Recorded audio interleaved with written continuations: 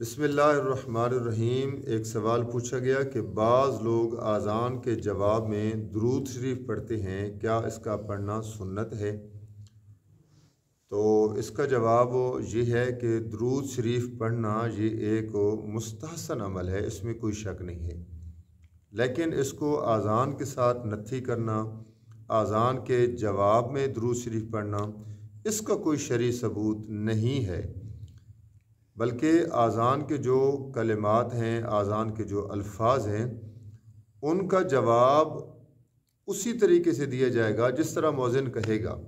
البتہ چند کلموں میں اختلاف ہے۔ باقی جس طریقے سے مؤذن کہے گا اسی کے جواب میں وہی الفاظ کہے جائیں گے، یعنی یہ نہیں ہے کہ بندہ اذان کے الفاظ کہہ رہا اور آپ جواب میں درود شریف پڑھ رہے ہیں۔ تو یاد رکھیں کہ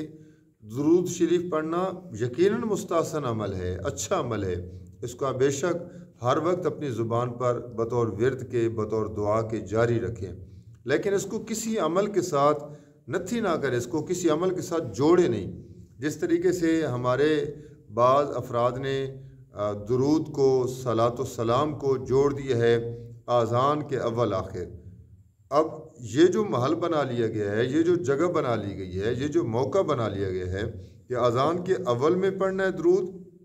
صلاۃ السلام پڑھنا ہے، تو یہ کہاں سے ثابت ہے؟ اس کا شرعی طور پر کوئی ثبوت نہیں ہے ہمارے پاس۔ جس طریقے سے اللہ کا قرآن کہتا ہے کہ فَإِنْ آمَنُوا بِمِثْلِ مَا آمَنْتُمْ بِهِ فَقَدْ اهْتَدَوْا، صحابہ کرام کے ایمان کو کسوٹی بناتا ہے۔ اسی طریقے سے نبی کریم صلی اللہ علیہ وسلم نے فرمایا اصحابی کن نجوم فبأیہم اقتدیتم اہتدیتم، کہ میرے صحابہ ستاروں کی مانند ہیں، ان میں سے جس کی تم پیروی کرو گے آپ ہدایت پر پہنچ جاؤ گے، ہدایت والے رستے پر ہو جاؤ گے۔ اب دیکھنا یہ ہے کہ جو نبی صلی اللہ علیہ وسلم کے مؤذن ہیں وہ حضرت بلال رضی اللہ تعالیٰ عنہ ہیں، تو حضرت بلال رضی اللہ تعالیٰ عنہ کی پوری زندگی میں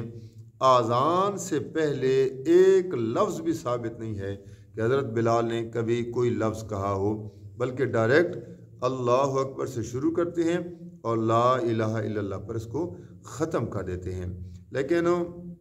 جہالت کے گھٹا ٹوپ اندھیرے ہیں سامعین، ان اندھیروں میں اگر کوئی روشنی کا ایک دیا چراغ جلانا چاہے اور بتانا چاہے